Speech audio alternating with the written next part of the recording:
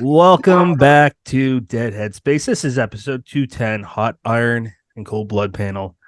Guess what? Brennan and I are doing a new thing. Candace is taking over the host spot with our friend Robert P. Ottone. Say hello, Robert. Oh, hi. Hello. And just for those that are possibly looking at your book now or later, again, did I say your last name right? Ottone? Yeah. Yeah. Okay. Because you and I talked about that before, and you said a lot of people get it wrong. That's why I'm just kind of emphasizing it. Okay. I appreciate it. um, Candace, say hi. Queen Hi, Candace. thank you. Yep. Yep. She's one of, she's on our show. So she's one of us. And yeah, that's her. She's taking over with Rob. And let's not forget my friend Brennan LaFaro. Say hello, Brennan. Hello, Brennan. Say hello, Patrick. What's up? Say hello, Vivian. Vivian Hi, Kasley. Kasley. Kasley. Damn. One So embarrassing. One for two. I know, right? Fired. Awful. Ronald Keeley. Howdy. I'm just kidding. Robert Kelly. And Drew Huff. Say hello. Drew Hi, Huff. Ron. Say hello. Drew's Oh, muted. she's muted. Gotcha. Drew's on mute. Asked to unmute. Oh shit. Sorry. I asked to unmute when you unmuted. Didn't mean to do It's that. all good. It's all good. Hey, everyone. So, I'm taking over now. So the idea of horror westerns are kind of, it's big right now, I would say. I mean, it's not like they've gone anywhere. It's always like when people say, oh, horror's having a moment, and it's like, does that moment ever really go away? Because I feel like we've been having a moment in the genre for about, I don't know, 20 something plus years, basically, 50 years, 60 years, I don't know. But it's Western horror, I feel like, has kind of it's been a thing that's really hit the zeitgeist a little bit more, I feel like, in recent years. Not that it hasn't been around for a long time or anything, but it's really picking up steam. And I'm just curious in terms of like, and this is for Patrick and anybody really who wants to kick in, but in terms of, and I know you and I have spoken, you're a Western fan, and I am also a Western fan. Val Kilmer was robbed for Doomsday Academy Award. Should have went to him. But why did you specifically want to do a horror Western, or I guess some people would call it a weird Western anthology? Like, what was the impetus behind that? Because you and I had a lovely phone conversation one night, and you kind of outlined your thinking with that. But that was a while back. That was like a year ago. And so I'm curious if like, what was the thing that made you go, oh yeah, this could be fun? All of this was an accident. Good. Because the whole reason I wrote a Western horror was because there was a press open at the time and they closed down. And I had a story, and I'm friends with Patrick C. Harrison III. I just gave it a shot. I said, look, you're the first publisher to ever give me feedback, personal feedback. That was like 3 or 4 years ago at that point. So it's like, I don't know, 4 years now. And I asked them if they were doing a Western anthology. Made sense because they kind of specialize in that right now. They said they weren't not only planning to not do that, but not do any anthologies for a while. And then I just kind of like bribed them. I said, well, I know that I could get Ed Lee. He's my buddy. And then I could get Joe, or you guys could get Joe Lansdale. And a few days passed. He said that they're doing it. Gave me feedback on my story, said if we do it, you're in. He edited it. It happened a few days after that. And I just got, for some fucking weird reason, I got like all the weird luck in the world. Like Pat Harrison dropped out. Didn't have an editor. Jared Barbie asked me if I wanted to edit. I said okay. Got to pick who I got to pick. And then I did an open call, and I met Drew Huff that way. Sarah Stegel, Wiley E. Young wrote a killer epic story. Needs to be on the big screen one day. And Who was the fourth? Vivian. Holy crap! Yeah, it was Vivian. I Wow, feel. that's I feel. amazing. 'Cause I'm like I right here in this square in the corner, no, I and you know just that, forgot. but it's weird because I feel like I've been friends with you forever. So I don't.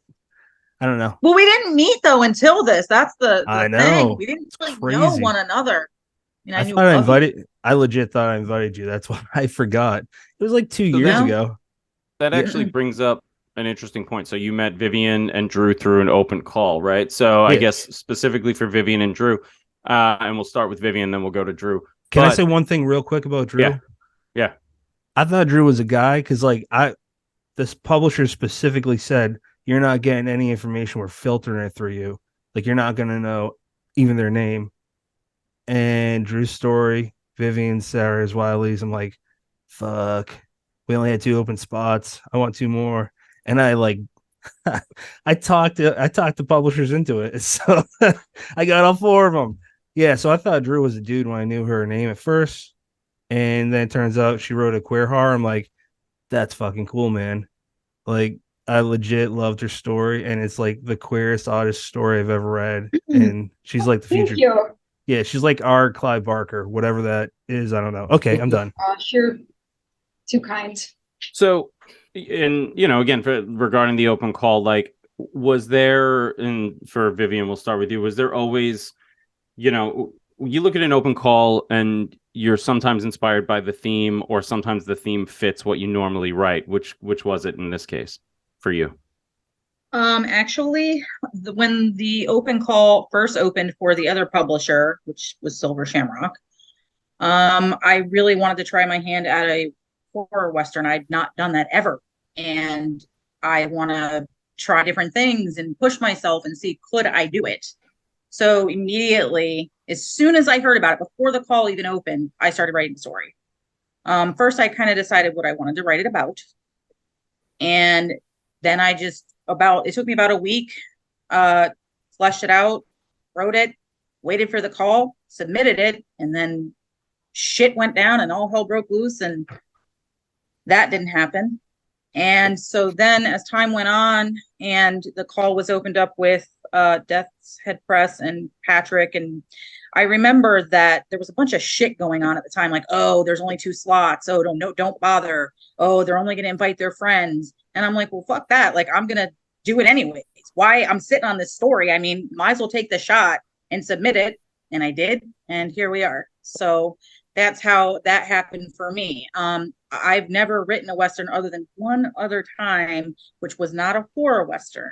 It was for, I don't know if anyone knows the publisher Gypsum Sound Tales. Yeah, Okay. love their stuff. Yep. So the very first time, it was like 2019, they wanted a bunch of us to collaborate on a Western themed book called Gypsum Sound Trails, which they gave us a bunch of the characters and the background, and we had to choose which character we wanted to write about. It could be any of the ones they gave us, and I chose a woman and in a brothel, just so happened. So I had that, and I just went with it. And that was the first time I ever, tried that genre, and it turned out pretty well. They actually asked me to do it again, and I said no because they weren't really going to pay me, and I was like, no at this point. But I'm grateful for them. They're very nice people. But yeah, so this is the second time I've written a Western and a horror Western, and it was fun. I love GST's anthologies. I think they put out nice work. Yeah. Drew, so in your case, I haven't read anything of yours except for this story.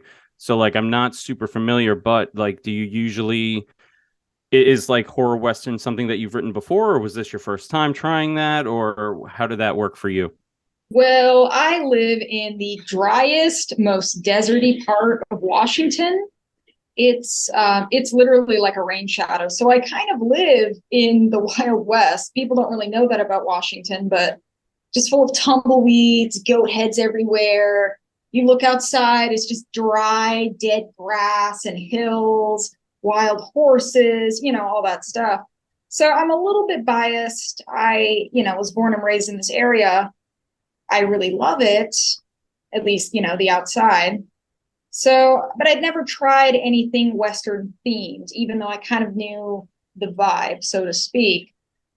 When I initially wanted to do something for this short story call, I really was trying to kind of channel the Dark Tower series, which is one of my absolute favorite book series of all time. And I was like, okay, I love the gunslinger. I want to try something a little bit more, because prior to writing the story, it's very different from my usual style. I'm really like funny. I do a lot of horror comedy. I do a lot of first person point of views. I'm not very used to writing in third person, or at least I wasn't at the time. I am now. So it was sort of an experimental thing for me. And I think that's part of the reason why it's so weird and trippy and surreal, was because I'm not used to writing with that much distance. But I mean, I really like the way it turned out. All right. That's awesome. Yeah, I mean, I read all of the stories of everybody on the panel this evening. And Drew just left. No, I'm just kidding. She's still here. I was trying to mute and I couldn't. Candace, did you want to jump in with a question? No, I don't have any questions. All right. So, in Kidding. Goodness, Robert, goodness. I'm from New York. Anyway. This is how we roll. I know. Give me a minute, sir. You two are a Okay. funny pair. I'm speaking, Patrick. Sorry. Anyway, Shut up. this is for the panel as a whole, but we're going to start with Patrick because it really pertains to you, and then we're going to have everybody else talk about you. Oh, okay. Oh, as the editor, what was that experience like for you, being your first time? And for everyone else, what was your experience like working with him as the editor on this? So we'll start with Patrick and then we'll go down the line. It's my third book I've officially edited, but the first two I am uncredited in the first two, which is fine. So I just want to put it out there, it wasn't like the first time I edited, and I pretty much do that when I beta read, which is limited now. And I love history, so my brain just focuses on certain things. Like Brennan wrote living room, and that sounded funny, and I didn't know the answer, so I Googled it, and it turns out they were called death rooms until like 1909, 1919. And they started because that's where people would die. You don't have the luxury to bring it to like a funeral home. I'm sure some places, but not everywhere. Rural areas certainly not.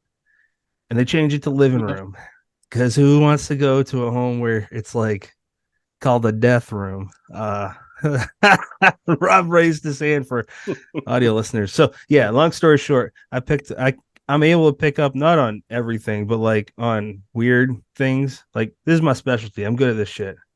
So it's unlike most stuff in my life. So I can celebrate that. And I don't know. I don't try to overpower the writer.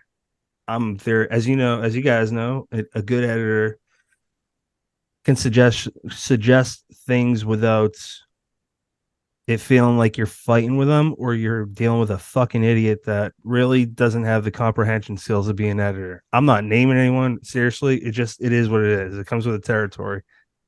I might be one of those idiots to some. So that's my answer.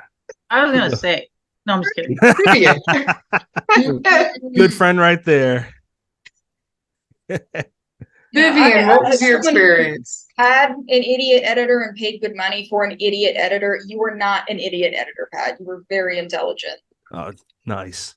Counterbalance that. I refute that. I refute Brennan, that. take notes, bro. I'm just kidding. I was applauding you. It's Vivian that's picking on you. Sorry. That's right. You And are. off the rails we go. No, hey, listen, pure honesty from me, I thought it was good. I thought the first thing I thought was, holy shit, there's a lot of notes. Like the most notes Yeah. I think I've ever gotten from any editor that I have worked with. And I've worked with quite a few, but they were thorough and they were thoughtful. And if I didn't agree with something, it was easy to communicate with you, Patrick, and figure out how to finagle, keep my stuff, but also kind of change certain sentences. Or I think we got one little, what was it? It was about the guy. You're like, that guy couldn't bite his neck from the back or whatever. I'm like, yes, he could. You're like, how do you know? And I'm like, because I practiced. Like, I practiced on my husband, and I made sure it was the truth. And I mean, no, but I just couldn't no, picture it. That's my fault. So you were right. That's why I shut the fuck up and was like, all right, let's go with your thing. No, but I think you said that you've edited 3 things. I didn't know that. I did think that this was your first time, but it was great working with you. It really was. Thank you. Like I said, your notes were extremely thorough, and I didn't have any issues with anything. And like I said, easy to communicate with, totally easy to communicate with. Sometimes that's not always the truth, and I think we all know that. Some people can be pretty pushy about things. I appreciate it. Yeah, that's a really egotistical douchebag. Just my I'm not opinion. naming anyone. Not naming anyone. No, but like I'll add one note because it kind of makes sense, and I've never ever talked about this on air. I just never thought of it. My I actually mentioned it on the Ellen Datlow show, actually, now that I think about it. My aunt, her sister used to work for Little Brown, and my uncle okay, this is a new thing. I never mentioned this because I never think about it, but my uncle's a writer too, and he's written some killer sci-fi stuff. And he got notes from his wife's sister, and he showed me the notes, and it was all covered in red. And I'm like, all right, that's how you do it. And then later, I met this guy in like 2017, 2018. This writer in the UK called Mark Cassell.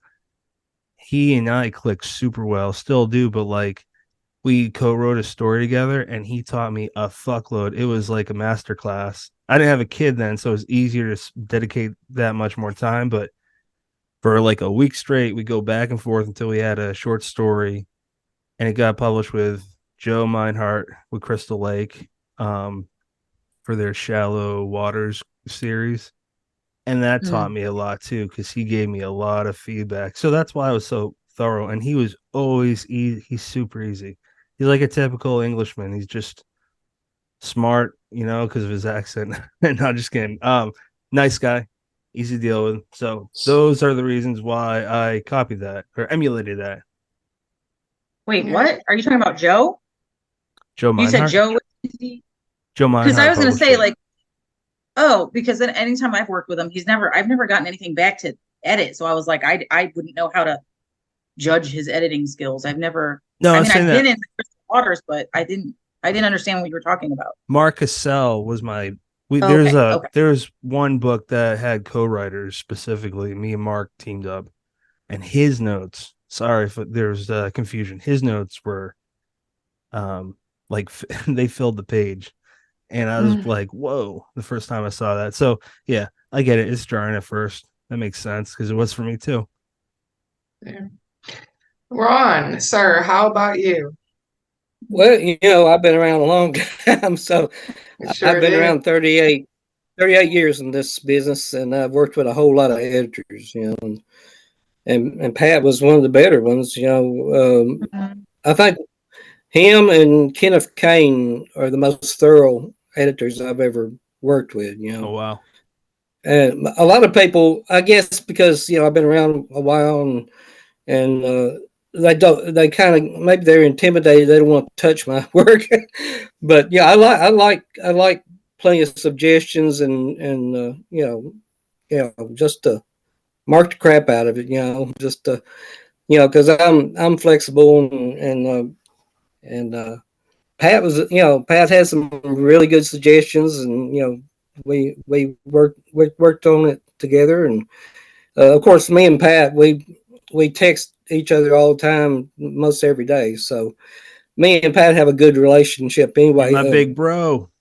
Oh yeah, I love you, man. Personal and professional. So. I love everyone in this episode. Honestly, I fucking love all you guys, especially you there, hot glasses. Talking about Rob.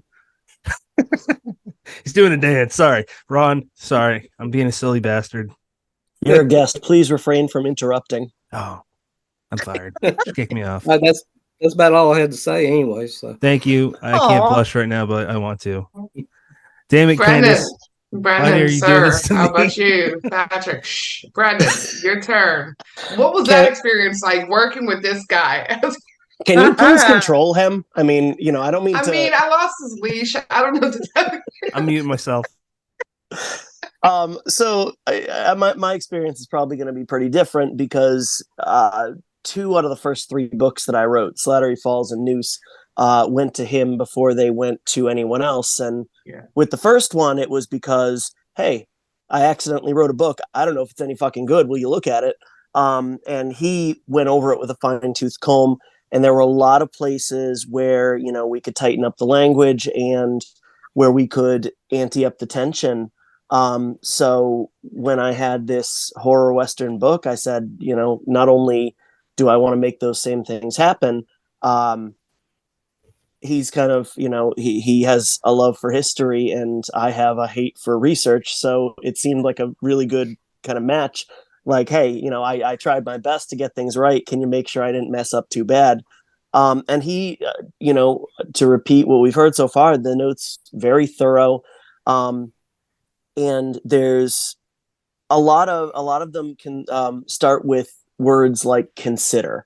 And I think that's a big one for me, that it's a lot of notes come from a humble place where it's, here's what I think, here's what I believe would make the story a little bit better. But if you don't agree, you're the storyteller, you're the person trying to put this together and get it to make sense. And specific to this anthology, I'm not sure if he approached my story differently because we had worked together numerous times and because he's not afraid to be like, hey man, this sentence is fucking terrible. Like, this part, and he will come with notes that say, you can do better. And, obviously I know him, I'm not going to take that the wrong way. And half the time I say, you know what, man, you are right. I can do better. Specific to this story, there's a section where the main character is in his parlor. I went with parlor over death room, and is hearing kind of like scratching at the floor. And it, I was happy with it before, but we found a couple places with our back and forth where we could really just up the anxiety factor. And the end result, I think, came out, way better than the original version that I sent over. So it's always been a good experience, and I will continue to send him things if that's an endorsement. All right. Was that every Drew? Drew. Thank you, Brennan. Over to Drew. I really enjoyed it, honestly. It was one of the first real editing experiences I'd ever had. This is one of the first short stories I've ever had published and accepted. And I'd had idiot editor before that, and that I paid through the nose for. Turned out to be really creepy. It was a whole ball of wax. And so, yeah. Oh my God. Yeah. I can tell you all about it, but why do all my girlfriends deal with creeps? I fucking hate it. But getting all of those edits back from Pat, and the story I had right before that was in the It Was All a Dream anthology. It was like, oh, these are what edits are actually supposed to look like. Like there's actual intelligent there's criticism here. I remember being really nervous because I was talking to my mom. I was like, oh shit, I'm gonna get these edits back, and this person's actually gonna critique my work. I don't know how I'm gonna take that. But I actually really liked it, and the stuff I added helped me make it better. I especially remember the part with the lice on the skin. I thought of that because of something you had mentioned, and I was very pleased. I was very pleased. Good. I don't even remember that specific moment, but that sounds creepy and my skin's crawling. Yeah, gross. Lice. So, Patrick, would you ever want to edit another one? Yeah, I'm in the middle of working on it. Then I already know the answer to that. I was being facetious. And then I'm gonna try working on my third one with some friends. I like friends. I know you do. Robert, not the show. Over to you, sir. Yeah. So, sort of, I guess, specifically for Mr. Kelly, but in RJ's intro, I love RJ Joseph, by the way. Like, adore her. She is teeny tiny and so much fun. She kind of talks about the romanticized nature of the West. And I'm just curious in terms of like, why do you think it's important to sort of approach that and maybe not, maybe dismantles the wrong word, but maybe take it down just a tiny bit, the sort of romanticized idea of the West. It's not quite Lonesome Dove. It's more, I guess, Tombstone, for lack of a better, comparison. Why do you think that's important? Well, from way back, even during the Old West itself, they would put out dime novels about Buffalo Bill and Wild Bill Hickok, and they just kind of took their legend and just expanded it and really made them into like icons and everything.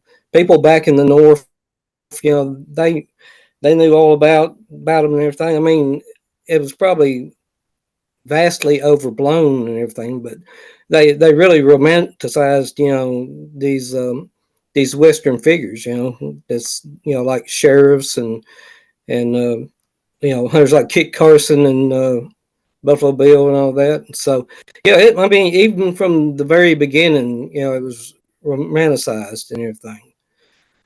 Of course, when we started, when they started making films, it was almost sanitized, with like Gene Autry and Roy Rogers and everything, and then we get like into Clint Eastwood and everything, and it starts getting really gritty, So that's what when I believe the Western legend kind of started showing its true colors is when you just take all the polish and the fringed jackets and the singing cowboys away, and you singing the blood and grit and hardship that the Old West really was.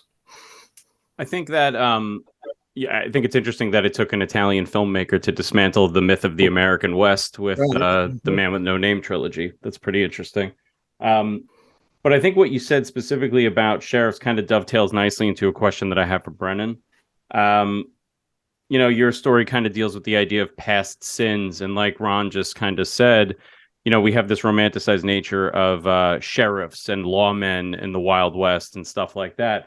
But you really go pretty far with your story and strip the idea of not so much honor, but more strip away the idea of like the romanticized idea of the sheriff in the Wild West kind of thing. And you really kind of wrote, and I don't know, maybe this was conscious or not, and that's really my question, but was it a conscious idea to write a story specifically dealing with PTSD? Or at least that's, to this reader, that story feels like it's about PTSD. I don't think it was a free writing conscious choice, but I think it became one, if that makes sense. So the book that I wrote before this story is called Noose, and it's vaguely referenced. I really tried hard to set out and write a story that was related, but that if you had never touched the book, this story would still stand on its own, and if you never read this story, the book would still stand on its own. But people who read both would get that little kind of Easter egg reward or whatever. And the idea kind of started out as in Noose, we have this outlaw who gets hung, except it doesn't take. They hang him, and he just kind of dangles and laughs at him, and eventually makes off with it. Read it yet? Oh, that's like the synopsis. You're okay. Your early pages there. So basically, this kind of stemmed from the thought process of if, who was the guy who rounded him up, tried to hang him, and basically just completely screwed the pooch on this, and what happened to him. And, which leads to the thought of like, well, would that one mess up be enough to, basically ride him out of town on a rail? And no, this person would have to have a history, and that would just be kind of the straw that broke the camel's back. So yeah, I mean, I definitely think there's this, if not PTSD, there's this almost kind of atonement, like, in order to do the job, if we strip the romanticism, if we strip the glamour, like, this is a hard job that requires you to kind of do bad things and sacrifice morals and ethics in order to do it effectively, or at least that's the way this person kind of saw it. And when you hang up the hat and when you've moved on, can you live with yourself? And, how do you kind of come to terms with, was I right to do those things? Or, was it not worth it, I suppose? I think it's interesting too, because like it's a side of, sort of that idea of like heroism or duty or honor or whatever that you don't really see very often, in whether it's in fiction or in film or whatever the case may be. Like you don't often get to really sit with like those decisions that you may, or that, this character or whatever makes. And now we're literally with your story, living in a space where it's all about rationalizing and kind of approaching and looking at the decisions that this person made, or I just found that really fascinating. To me, like, again, like you read different things into different things. I was just, it's interesting. It was really a cool meditation, I thought, and certainly different than what I was kind of expecting going into it. And I dug it. Yeah, I will always, because I've written a fair few Western stories now, both novels and short stories that take place in this little Arizona town. I will always credit Kat Scully with kind of the almost genesis. I remember we had her on, and she talked about how interesting it would be to take like, and I think the specific idea she threw out was like a Game of Thrones type setting, and say, well, what if we, set a story that didn't necessarily belong in that world, What if we had like a detective story in this medieval world? What if we had a serial killer story in this world?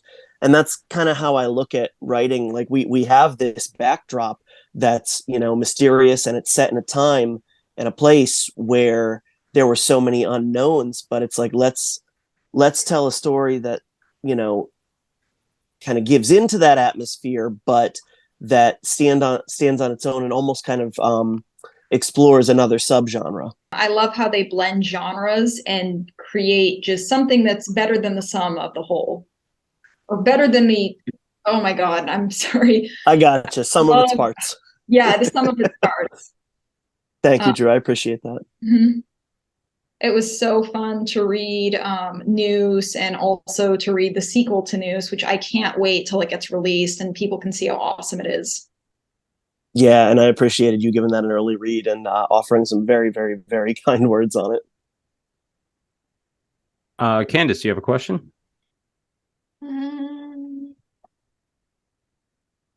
I do, actually. I think this is going to be a general one again for everybody, so we'll just kind of go down the road again. So I read the entire Antho back to back because, well, I had to, because I blurbed it, and Patrick is my friend, and there's some amazing stories in here, but there's also some very, very creepy moments and nastiness in a lot of these. So, for all of you, as we go along, what was one of your favorite parts in your own particular story? And also, if you have had a chance to read the Antho through yet, was there a part in someone else's story that has kind of stuck with you ever since? And if so, which story was it? So, two-parter. We'll start with, let's start with Ron this time, and then we'll go back up. Well, my story is titled The Night of El Maldito, and it's a werewolf story. I wanted to explore the werewolf trope, in a Western setting. Been thinking about it for a while anyway, and it's really got some extreme horror elements to it, and I really don't want to give away too much because the whole premise of the story is not knowing who in the story is the werewolf. So Right. But there is a scene that kind of sticks with me where a man's these cowboys are around a campfire and a man's hand rolls out of the darkness into the fire. so so that's just my weird imagination taking off, but That you was know, one of my favorite parts. and then afterward all hell breaks loose. So Right. All right. Let's go to Drew. Um, Honestly, the moment that I think was the absolute like grossest for me to write was the climax of the story where they're just going at it, and one of them is not exactly alive, and that was just stomach churning. It's a theme I explore a lot, actually. Well, then on an emotional level, it's like, okay, these two people, they love each other, quote unquote. They've got this bond, but everyone around them is just dying in this gory, lurid way. It's a theme that comes up time and time again. It comes up in Freeburn quite a bit too. That's my novel. It's this idea that love isn't always really good. It's not always harmless. Just because you love someone doesn't necessarily mean that that's going to be all puppies and sunshine and rainbows.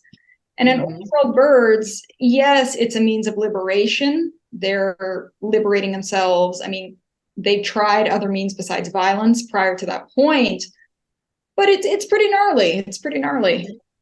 Yeah, I'd have to agree. It was a bit much even for me, and I tend to write a lot of extreme horror. So well done. Vivian, my dear. How about you, ma'am? Oh, um, okay, this is a two-parter, correct?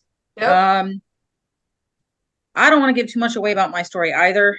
But I think my favorite thing about writing it was the dialogue. I really enjoyed writing dialogue. Because that is how I get to know my characters. So that's just my absolute favorite thing, especially this, because it's kind of hard to write. You want to get it kind of correct. You're in a different time period. You don't want them to be like, hey, oh my gosh, like that wouldn't make any sense. So, trying to figure out that was kind of a thing on its own. And I was reading, I had a thing up when I was writing with Western slang and lingo and language, and that's how I did that. So that was my favorite thing about writing the story, and my story is my dialogue. I feel like it shines. That's my opinion, It's a true opinion, though. It's a correct one. Yeah. If I had to say, I have not read anyone else's story yet. I only read when I have the physical copy. That's how I am with pretty much every single thing I read.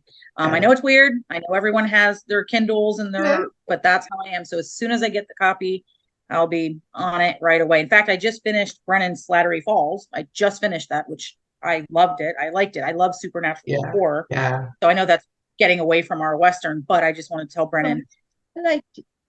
I was a little liked it. We enjoyed it. Well, thank you, Vivian. Brennan. Oh, my turn? Ma'am, were you done? I'm so sorry. I'm done. Okay. I'm done. Brennan, your turn, sir. Without going, all right. So, actually, I'm going to add my voice to the choir of people who initially wrote this story for that Silver Shamrock anthology, which, as opposed to being weird Western, was more geared towards splatterpunk. And I sat down to write it, and I said, I don't write splatterpunk, but what the hell, I'll give it a go. And there's a part in this story called Holes where the holes come into play.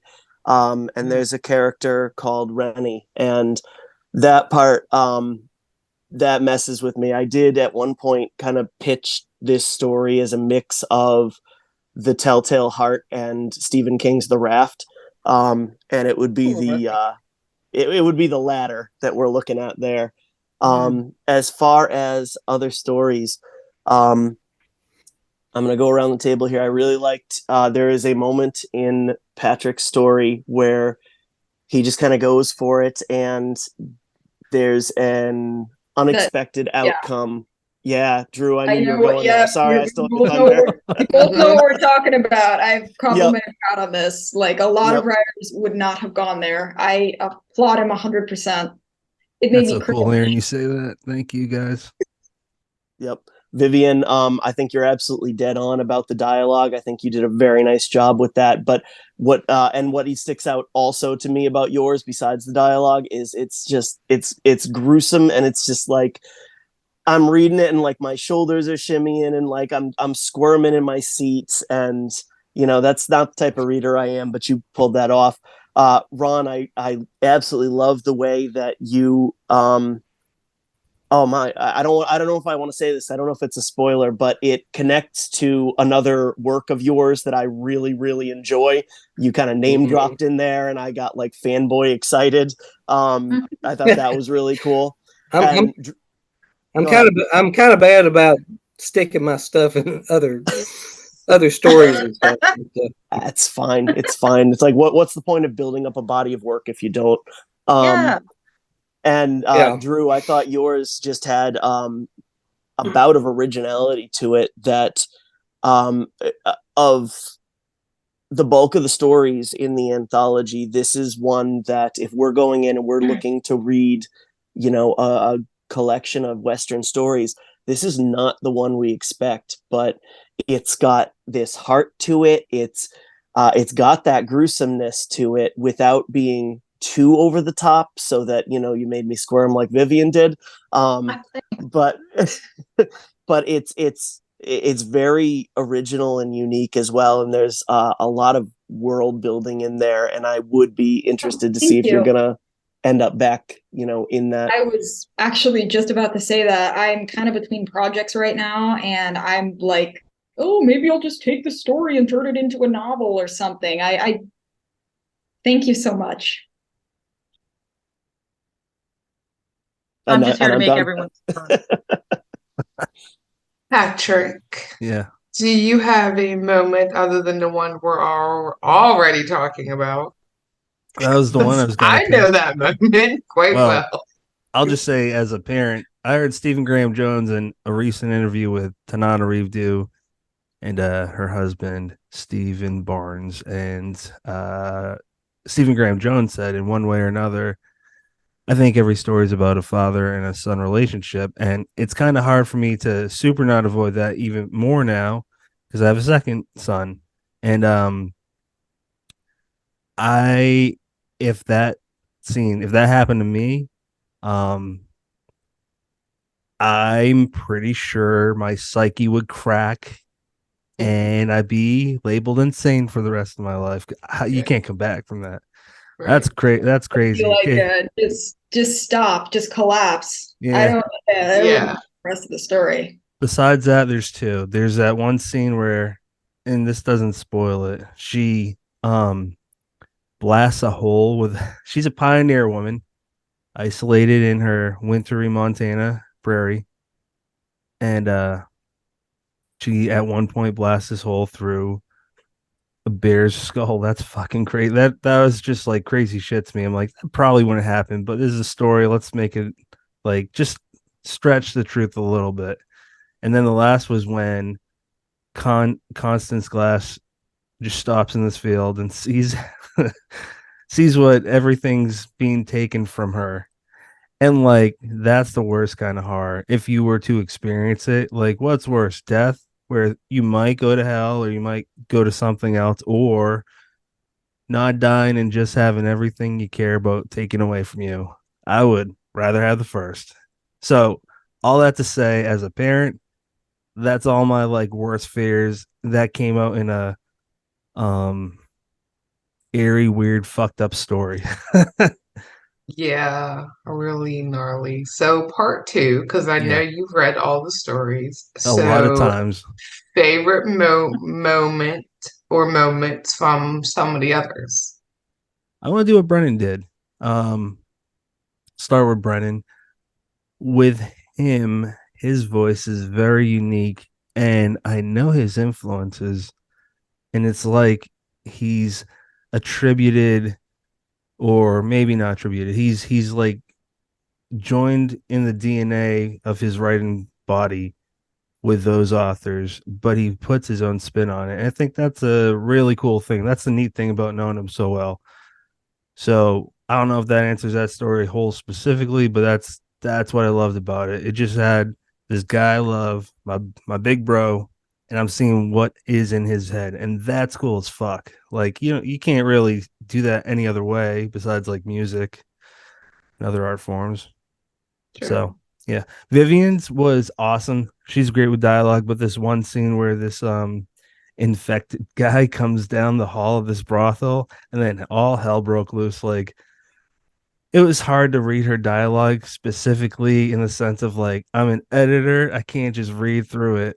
So she wrote so well. She wrote so well that I was like, damn it. It's hard to edit this right now. So that's what I loved about hers. Ron, I'm like Brennan. I'm really close with Ron, but with him, guys like Joe Lansdale or even, Casey Lansdale, I'm sorry, but I fanboy when I talk to Peter Straub and his wife, and I talk a little bit still now. It's weird because I'm like, I love you guys. So that's what I feel like with Ron.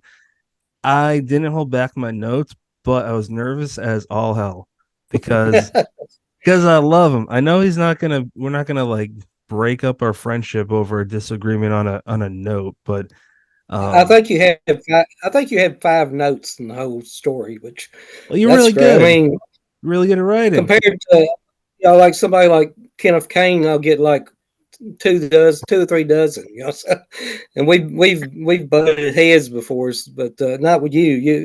You had some good suggestions, and I used them in the story. So I'll throw out my first draft with edits is my first draft will probably have a lot, or well, if it has a few, it's not nitpicking on the way someone would talk or whatever. Tautology, I'm always going to be like, no, you can't have that. And that's what Mark Cassell taught me too, which is, she looked with her eyes like, you want that gun. She tasted with her mouth. Like, that's just bad writing for a final draft. So that was really the only thing where I would like be gun ho about. But with Ron, I can't say the scene. His favorite of his story is also mine. It's wild. And with Drew, probably the end where no, that's not true. Actually, the first scene, there's a lot because it's just her imagery is really it matches her artwork, which is just she's as good as an artist as she is a writer. By the way, I'm not kissing ass. She really is. She's got to do a comic book like the Sandman. But my favorite scene is probably the opener. I don't think this is spoiling it. It's a woman with almost kind of like our skin, with a bird in her torso, and men visit her and feed the birds. And that's fucking weird to think about, but that scene, like, it blew me away. I'm like, this is her brain. I love her brain already. I thought it was a dude because of Drew, but when I was told, Oh, I get that all the time. I I think it's also know. the way I write. It's a little more No, masculine. not the way you write. Specifically, your name Drew. I don't know many Drews who are female. It was named after my dad, believe it or not. That's cool.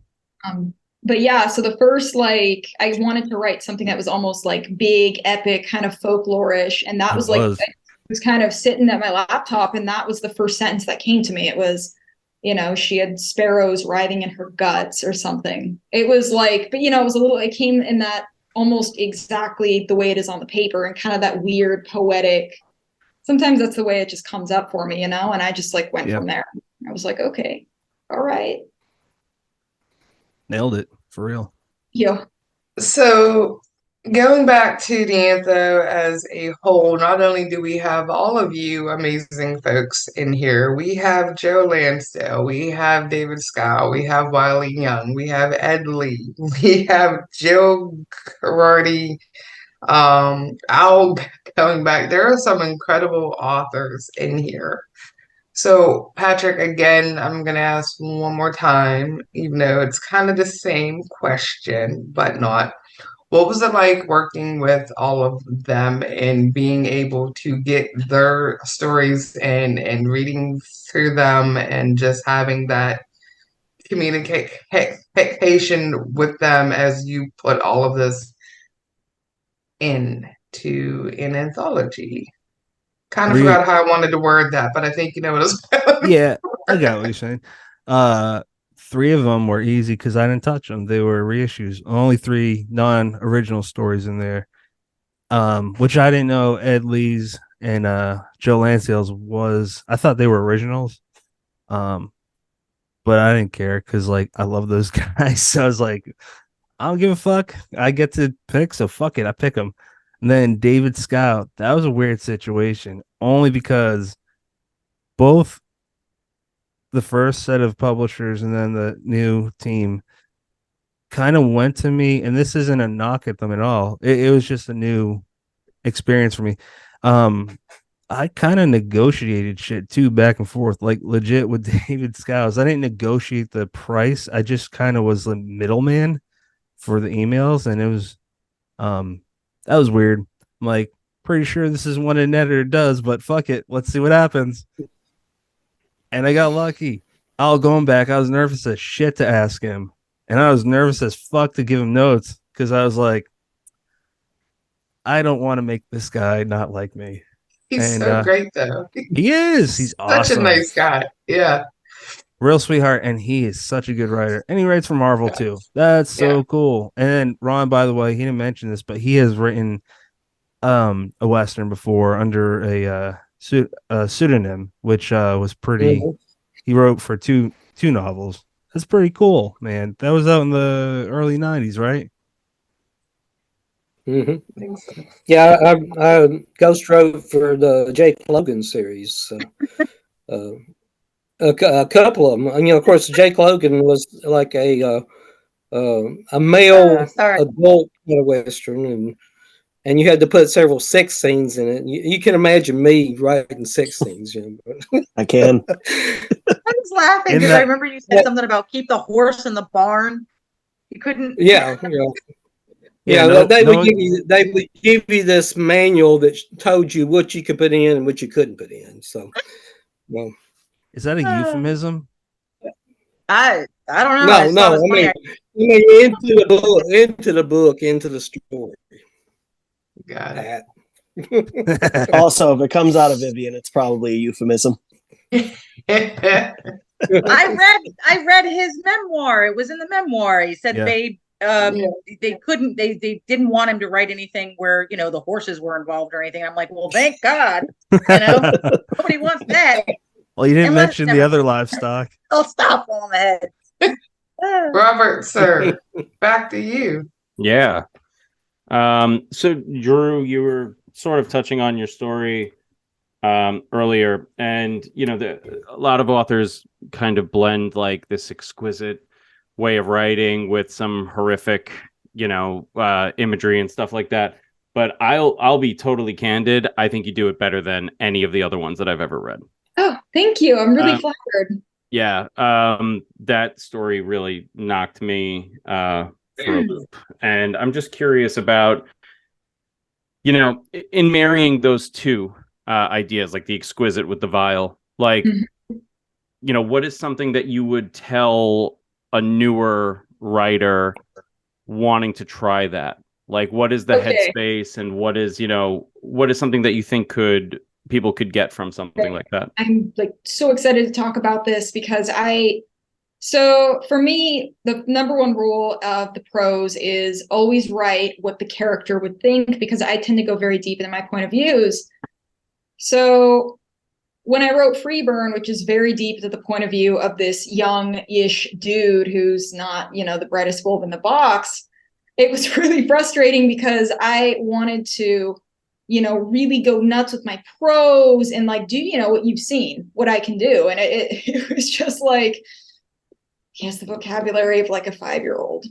I'm going to do my best. So when I wrote my next thing and I wrote this story, I was going nuts on the prose because I could actually like experiment with the rhythm. I could put in, nicer words. I could do all of that. And so for me, while I was working on my projects every single day, I would warm up and I would start, I would learn some new words from the dictionary just to make sure my vocabulary was sharp. I would take like these Scrabble tiles and I would, do a few rounds where I was making them into words, and I was just doing that to keep the brain working every day. And then in addition to that, I use a lot of poetic devices in my prose so that it sounds really nice when it's read. Things like assonance, which is similar sounding vowels like geese and cheese, for instance. Alliteration a little bit because too much is kind of weird. And I kind of I think my new editor for Freeburn, like, who's super great, I really like him. He called it vibes-based grammar, which I definitely agree with. I'm just like, a comma goes here if there's need to, if there's like a pause. If there isn't, I'm just going to leave it be. Yeah, if I were advising anyone, I would definitely say to research poetic devices, like poetic things, and just try to incorporate those into your prose. And also, like, work at it every single day. Keep your brain sharp. I kind of let myself slip a little bit as of late, and I'm really feeling that. I'm like, oh, my prose has gotten a little stale. So. Awesome. That's an excellent. That's exactly what I was hoping you would say, something like that. So good.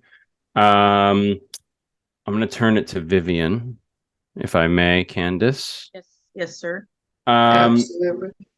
So Vivian, there's, zombies in the Wild West kind of thing. Like it's always a recipe for deliciousness. But what I especially appreciated about your story is it wasn't just that. It was, in some ways, it was a traditional zombie story. It was less like, oh, a bite will turn you into whatever. It was more like, no, this is like powder, potion, like the traditional, almost like magical, version of zombie. And it was super, and I don't even want to say zombie, but like super refreshing to see. And I'm just curious, taking the roots, sort of the roots of the zombie concept and bringing it to the Wild West. Like, why, what was your thinking in going into that? Like, what made you decide, like, we're going to go traditional, we're going to go real old school with these zombies, that it's going to be, a concoction, little serpent in the rainbow type shit? What made you want to do that? Honestly, first of all, I love zombies. I know that they're overplayed and it's been done so many times, but come on, zombies. Like, it's not even, is it really a zombie story? It kind of is. Like you said, it's kind of magical. But honestly, I was really trying to touch on what women went through in the Old West. Again, I don't want to give too much away, but back then, women really did have to take pills or powders or have, I don't want to say too much, botched abortions, basically, in order to keep working. That's what a lot of women did back then. It was kind of what they did. And if they got pregnant, they had to find a way to get rid of it that was safe. And the powder idea, I was reading about what women did back then, and they actually did take some sort of powders or things like that. And I don't know, that's where it came from. It honestly it just came out of my brain. I honestly don't have a deeper reasoning other than I like zombies and I like gore, and I really just wanted to touch on what women went through back then. That's honestly as simple as that. That's where it came from. I have a weird brain. And I like old school horror. Like, I love old school horror. So I just wanted to combine those two things with my story. That, and I don't know. Well, it worked well because I thought it was great. For sure. I'm just trying to figure out, how do I answer that, because I don't know how to answer that question, really. I just sat down to write the story. I liked the idea of it, and I like zombies. I don't know. That's how it came out. I don't know. Sorry, I'm not more of a magical answerer. I don't have anything that everyone can't be Drew Huff. It's okay. I just don't know how to. I don't know. It just came out the way it came out, and I like old school horror, and it worked. That's what happened. We call that storytelling. Solid job. Absolutely. Look at this sassy son of a bitch. Yeah. Doesn't Alright, all guys, have to shut up. doesn't have to come from anywhere special every time. I You know, really like you did. just gotta Yeah. like your shit, you know? I like Yeah, that it was like just the story. It was I mean, like it was a really good story, but it wasn't like hammering you over the head with the moral. Like I enjoyed it. It was super fun. And it even plays with the idea of like how competitive it would have had to have been back then with rival Right. you know, Mhm. I don't know what you want to call them, brothels, but yeah, I like that too. I like that a lot, actually. That was one of my favorite parts. And you never think of it. It's always like, well, Right. there's one down there and there's one over there. And I was just watching Gangs of New York today, and I know that's obviously not the same time period or whatever, but like I was thinking about that today, like, oh, these guys are fighting over this one stupid plot of land. And how difficult would it have been to be a boomtown with multiple brothels, multiple bars, multiple everything? Right. It's just really fascinating. But I have essentially one more question for the whole group. So I guess, Candace, if you want to take one or two, and then I'll throw this one out, or no? You can ask yours. Okay. No. So we kind of talked about it, I guess, a little bit at the beginning, that the idea of like, Western, weird Westerns, horror Westerns, and stuff like that are really having a time right now, and it's very exciting and it's cool to see because, again, it's not something that you see every day. Where do you see this trend going? And, there's rumblings of pirate horror being the next thing. And I'm not like a trend chasing person, like with my with my writing. So like, but I observe them and I'm just like, that's the natural next step. So the natural next step to me seems pirates, but, and that's what I've heard, but like, I'm just curious what everybody thinks is the case. Let's start with Mr. Kelly. What do you think might be a trend that's coming down the pipe a little bit there? I'd like to see a lot more like crime and noir type horror, and I've been kind of considering doing something like that myself, and I still, of course, I write in several different subgenres like Southern horror, and I do Western horror. I've got my Saga of Deadeye series. I'm working on book number 3 right now. So Western horror's been around quite a while. I mean, in the 1990s, when I was writing in the 1990s, you had like Joe Lansdale had the Magic Wagon and Dead in the West, and then they had the Razored Saddles anthology, which was really big, and then Western horror went away, and then it came back with the Death's Head Press books, and I think it'll do Western horror will do good for quite a while and everything. It may go away for a while, but it'll come back. Most subgenres like that do. Let's go to Patrick. David Scow's stories from Razored Saddles. That's another one, man. It's about the poltergeist of dinosaurs in the Old West. So, what was the question, by the way? What's the next trend? What's the next trend in horror? So, if, like, let's say Western's having a moment now, what's going to have a moment next? What do you think, as editor and as somebody who studies the genre? I don't know if it'll be pirates specifically, and this isn't a hope of capo, but I think whatever it is, none of us might be able to guess accurately, but it will be something that is cyclical because we retell the same few stories just in different lenses, man. So might be pirates, it might not be historical. I don't know how you predict that shit.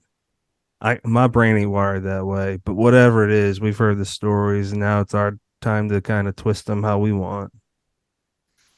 I like that. Drew. Okay. Honestly, Western is going to, if you want my very blunt opinion, Western is going to continue to thrive. And we're really going to start seeing this resurgence in eco horror, anything that's post apocalyptic that deals with the crumbling of civilization. I kind of went over this in another podcast, but if you want to look at horror, you got to look at the cultural zeitgeist. Right now, all of our systems and everything is starting to really crumble in a way that I think is most people haven't really seen since, I don't know, like maybe the 1930s. And most of those people that lived through the 30s and the Great Depression, I mean, they're dead. Those people, they were used to the idea that the systems might be crumbling, civilization might kind of be decaying, you have to take care of yourself. Ever since like the end of the Great Depression, we have had, I would say, a more robust civilization, more robust social safety nets. And now in the last 20 years, we have really been seeing those decline just across the board. And so I actually think that's why we're seeing the resurgence of the Western, because the Western primarily deals with what do men do when there's no civilization? Apocalyptic stories. And I actually think we might see a little bit of a resurgence of zombie stories too, because the best stories, best zombie tales are fundamentally like Westerns. It's about the collapse and the absence of civilization. Cultures, if you want to know about a culture, look at what it's scared of. Look at the myths and stories. Native American cultures, not all of them, but a lot of them had something similar to the Wendigo, which was, when you look at their society, everyone needed to contribute. It was very collectivistic. So they were scared of something that's so selfish and cannibalistic, this idea that a human being could warp itself into a monster. That's basically what a Wendigo is. Look at Godzilla in Japan. You started seeing all of these kaiju and these atomic monsters come out after they had that bombing and, after we bombed them in World War II. It was this visceral response to the damage of radiation and us realizing that we had opened Pandora's box. I also think we might start seeing, I really hope we don't, but we might start seeing a bit of a comeback of the nuclear horror of the 80s too, depending on how tense things get. It's one of the reasons why I like horror so much and why I write in the genre, because the things that come up are really just a reflection of where we are culturally. Love that. Great answer. Brennan, you're up. Well, first of all, I'm so glad that Ron finally pitched Deadeye, because if he didn't do it soon, I was going to. He's got the first 2 books out, book 3 coming soon, and it's a great, great series. And I'm also glad that you went to Drew before me, because my answer was going to be go to Drew. I got to hear her talk on the Killer Mediums podcast and give an answer that was like the one that you just heard, with some elaboration on this front. And I'll go out on a walk at 5:36 in the morning, and here I am listening to Drew give that answer, and I'm practically applauding and waking the damn neighborhood. It's a great answer, and she's absolutely right on. As far as, what's next, yeah, Patrick said this might be a cop-out. I'll say this is absolutely a cop-out. I have no idea. But whatever it is, I do think we're going to keep kind of Westerns in mind. I don't think they're going to, even if they fade a little bit, they're not going anywhere. And I think beyond, Drew's answer, which I love, I think that a big part of it is this is our mythology. We don't have as long a history as European countries, as African countries, as South American countries even. And the kind of fabled Wild West, whether you put the romantic glitz on it or not, that's our tall tales are our mythology, and we're always going to come back to tales like that. And it just fits so nicely with horror because excuse me, all these people set out west and they didn't know what the hell was there. There could have been vampires, there could have been Wendigos, there could have been Bigfoots and all manner of things. And when you tell stories that are happening to the west of this like Eastern 1776 civilization, the unknown is your absolute greatest ally. And yeah, it works nicely in that kind of like, Western dramatic lonesome dove fashion, but it's tailor made for horror. I mean, whether or not even, look at Joe Lansdale's Paradise Sky, which is for all intents and purposes a straightforward Western. it's got so many elements of horror because it doesn't shy away from what was really happening and the way that people treated each other based on ethnicity, skin color, and just the fact that the laws were nitty gritty and loosely applied. So yeah, I don't necessarily think it's going anywhere, even if it's not right at the forefront all the time. Vivian, you're up. Oh, after all that, It's well, a panel. You have to, you gotta hear from you. This is how this works, guys. I mean, everybody's got to talk.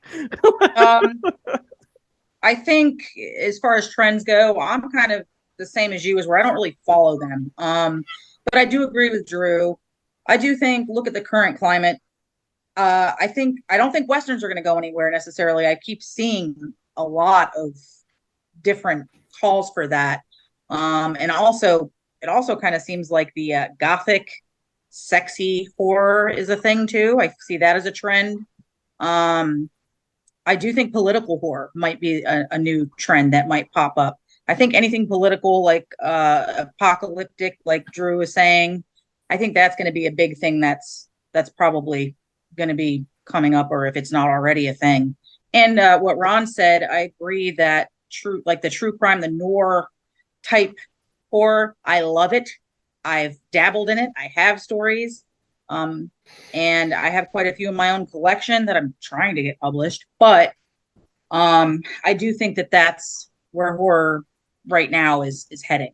But especially political. I think a lot of politics is gonna play a big role in a lot of upcoming horror, whether it's like a foreshadowing type thing in stories or a main point.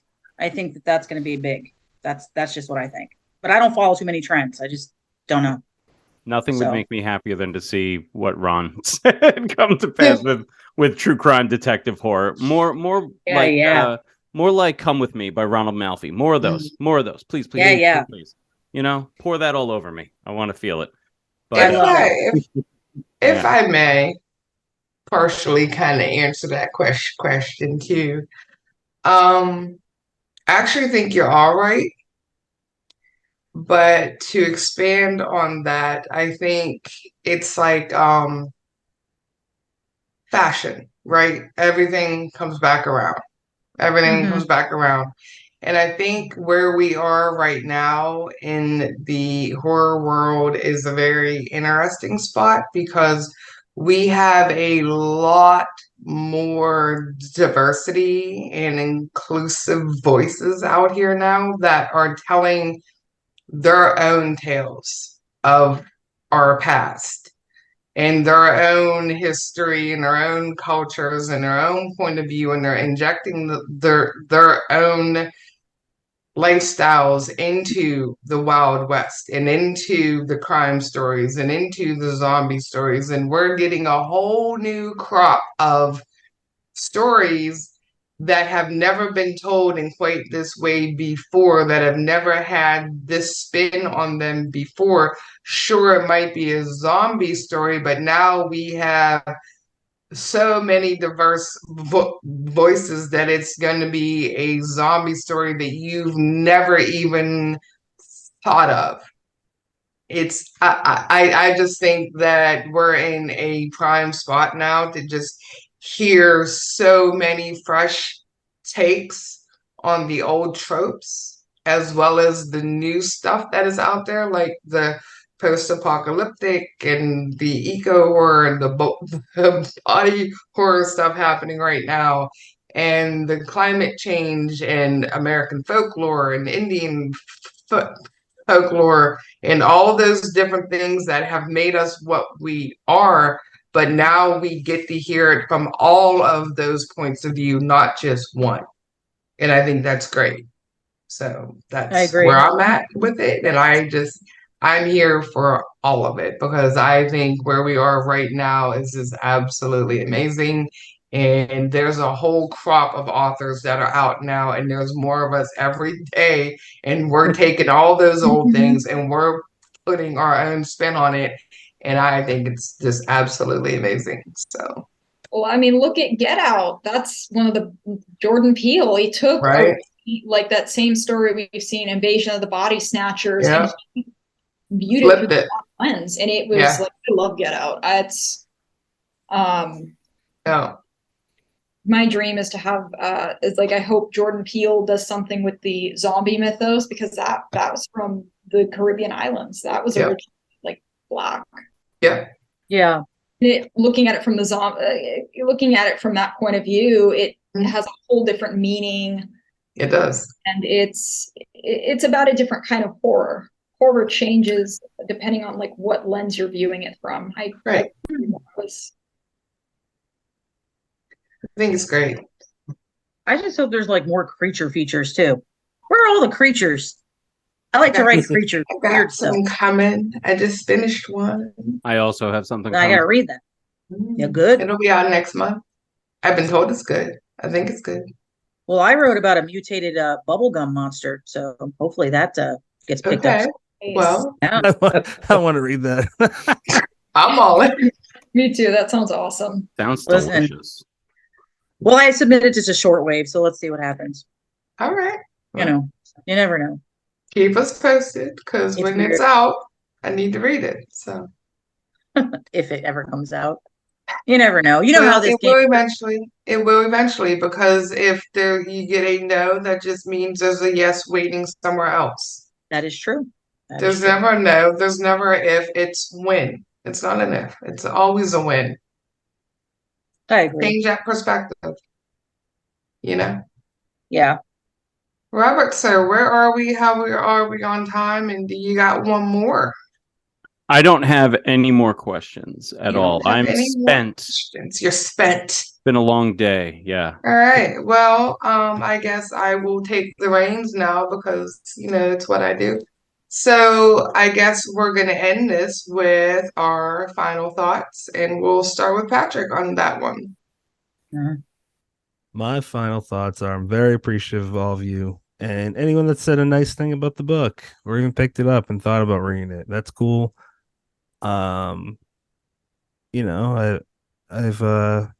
been working at this for a decade, and it's all worth it. It takes a while some people get quick, but it takes a while to kind of get here. At least it did for me, and I love it because, look, I already said it. I love all you guys, everyone that is in the anthology is an honor to work with, and I don't know. It's really just all that shit. Friendships is so much better when you have not great friends, like from when you were growing up, So yeah, I'm just rambling now. It's fun. The rewards Patrick, are awesome. Yeah. Not to interrupt, but could you talk a little bit about the cover and your final thoughts? Oh yeah, I was blown away by that. Robert Samelin. That's Sammelin, I believe. His artwork is insanely good. Steve Wands of Dead Sky Publishing showed me it, and I was like, wow, that's cool. That guy's talented as shit. Yeah, I was blown away. A cover is worth everything, because if you don't have a great one and it looks like, your blind cat did it, it's probably not going to sell anything. And then if you have a professional one and whatever you think that version is, it's probably going to sell some copies. I think the boobs are gonna sell it. The owl The tips, owl- yeah. Yeah, totally. You know what's funny? I didn't even notice boobs on the cover. Come on. Somebody on Twitter pointed it out. Didn't notice them at all, and I was like, "Where am I looking? Like, where are you about?" And then I was like, skeleton. "Oh yeah, okay." I'm jealous of those boobs. I'm jealous of them. A man drew that though, right? Yeah, Robert's a man, so yeah, that's true. That's accurate. I drew it. Never. Brennan, final thoughts, bud. To Candace and Rob first. I mean, Candace, we knew you could host the hell out of this show. Rob, thanks for showing up and lending a hand. You got charisma for days, and as soon as we threw your name out here, I knew you'd be a great fit, man. And hey, look, you proved it right. You're too kind. Yeah, man. And I hope we get to meet up next month. Vivian, Ronald, and Drew, fabulous stories. Thanks for coming on, and appreciate you all and love all your writing. That's all I got. Vivian, ma'am. I just want to say thank you to everyone. This is very awkward for me. It's really the first time I've done a podcast. So I wish that I could have answered things a bit more eloquently. I think I just not knowing what I was going to be asked, and I just feel awkward. I don't know where to look. I'm like googly eyed. Like, do I look here? Do I look at myself? I don't want to talk about myself too much because it feels weird. But anyways, I just want to thank Candace and Robert and Patrick and Brennan and everybody. Just thank you. And thank you for this opportunity. This was fun. I hope I get to meet all of you at some point. Really, that's all I have to say. This was just a really great experience. This is also a big learning experience at all of it. The writing process, this. I feel so awkward. Again, very awkward for me. You're on this fine. podcast. I just don't know where to look. I think that's the main thing. Look at me. Look at me. Okay. I don't know what to do with my hands. Stare at look totally. past Candace. Just look at me. Look past Candace and look at Just Edgar be Allan Poe. yourself, Vivian. Look at Poe back here. You don't know how to be anybody else. Like in person, I'm a totally different person. It's like this on fire, rapid fucking answers. But this shit, I'm like, I don't know what to do. I don't know what they're gonna ask me. I don't know. If it helps you at all, I'm not comfortable with this yet either, and I've been doing these a year. So. And you started with Scow. I knew I had to do this though. Out of everybody, they're like, "Hey, you're gonna interview David Scow," and I'm like, okay. I didn't know that he was. That's gonna be hard. I didn't know that Scow was gonna be like, "Hey, can I get a signed copy from you?" Like I didn't know that. That was cool as hell. He's great. Yeah. Mr. Kelly, sir, final thoughts. Well, I've done several of these with Pat and Brennan. Glad to be back, and it's always fun to do these panel discussions. And I'm really pumped about this anthology. It's a high profile anthology. I mean, we have anthologies come out, and some do very well, some kind of fade, into the sunset. But this one's been building for quite a while, and it's got a lot of great writers in it, a lot of great fiction, one hell of an editor. And so, thanks, man. So I'm really proud to be in this anthology. Fantastic. And Miss Huff, how about you? You muted, huh? Thank you. I'm just like so excited for this anthology. I've been excited for a really long time. Like I remember this time almost last year showing like everyone the cover when the cover came out. I was like, Mom, look at this. I'm in a book. Look at this. It's so cool. I just like, this has just been so great. And I just am so grateful to be in this anthology. And I'm really grateful that my story was included. Same. Fantastic. So nice too. Like she's like, Mom, look. I'm like, Mom, look at these boobs. Totally different spectrums here. What'd your mom think of the boobs, Vivian? She thought they were great. Big fan. It was nice. If you don't mind, I want to jump in one more time and Talk about the boobs. I don't want to talk about the boobs. I'm trying to be serious. Will you please let me be serious? Sorry. This, Patrick has been so unbelievably supportive. I'm glad I got to talk about how he kind of helped me bring my first book to fruition and told me, hey, man, this might actually be good enough to send to somebody. So to see him get, a book out there with his name on the front cover, and, we were texting earlier and I said, hey, man, here's a post, your book, with your name on the cover is in a, brick and mortar bookstore. Congratulations. So I'm so pleased to see him here and, to know the work that he put into this, and the way he, the blood, sweat, and tears he put into bringing this damn thing to life. Congratulations, man. This is yours. Yep. Thank you, guys. That means a lot. Yes, sir. It was a journey. Fun one. But it's a rewarding journey when, like you heard what Vivian said, like she learned a lot during the, like anytime an author gets anything out of an experience, it's valuable, you know. So it's nice to hear. It sounds, you know, it's a rewarding thing for everybody. It's a rewarding thing for you, Patrick, and everybody involved if they get something out of it, you know, other than a paycheck. Yeah. Which is always nice. Yeah. It's not even really about that, is it, anymore? It's meeting all of you and all these new people you get to speak to, and just such an amazing learning experience, really. Yeah. That's how every project should be. Pick up something from everything you do. Agreed. Agreed. Right. And if you get a paycheck, I mean, I'll take it. Well, yeah, Look who's in it for the check money, out. you son of a That always bitch. helps. Somebody If you was go gonna into say it. I'll this- fucking take the rap there. Yeah, but if you only think about that, though, then I don't think we would get very far in writing. Because think about it. Think Nope. about how hard it is to even get to a spot to get paid. May It's I hard. just This say shit's hard. that Brennan's a slut for money? Man. And with that, Robert, sir, your final thoughts.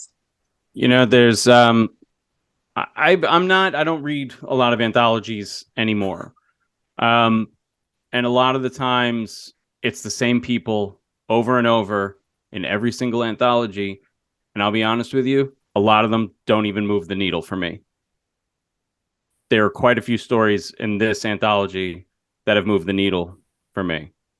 And it's definitely worth picking up. And it's really an excellent effort from everybody. And it's, you know, like I said, if I didn't already have it, I'll probably still buy one. What the hell? I'll buy one. But it is quite good. It's very good. And again, you know, anthologies are a dime a dozen. And there's some new voices in here that people really should familiarize themselves with, because you're going to be seeing them all over the place within the next couple of years or now. Agreed. Damn. Wow. Thank you. Candace, final thoughts. Yeah, I guess I'll answer my own question, shall I? Final thoughts. This has been great, first of all. Robert, of course, thank you for helping me co-host, because I get awkward and uncomfortable and dark and disturbed, and okay, that's enough. Anyway, Patrick, huge congrats on this. Thank you. Proud of you. Oh. Honored to have been asked to blurb it. There are some really great stories in here. I don't think I could pick a favorite out of the bunch. It would take me a while if I had to pick one. At this point, I don't think I could. There are some fantastic stories in this, and the foreword alone is phenomenal. I just, I wish you all the best with this one. It's been great having you all on and being able to take over the show. I've been wanting to do that for a year, so thank you for that. And it's been great getting to talk to all of you guys, even though I know most of you, and working with Drew now and Vivian and Ron there is my number one fan. So I mean, this has been great. Got that right. Thank you to you all for your time, your stories, your words, and just, helping make this come true. So it's been great. And I'm done for the night. So Patrick, take it away, or Robert, and go ahead and close it out, or whatever we're going to do here, because we're done. Ooh, all right. Well, I have a date with some Z-Quil and other medications to Me put my too. ass down for the night. So, Patrick, if you want to say adios for everybody, that would be cool. And set us off on the dusty trail that Yes. might have some blood on it and some holes and some broads with birds in their stomachs and maybe some traditional zombies and perhaps a werewolf or two.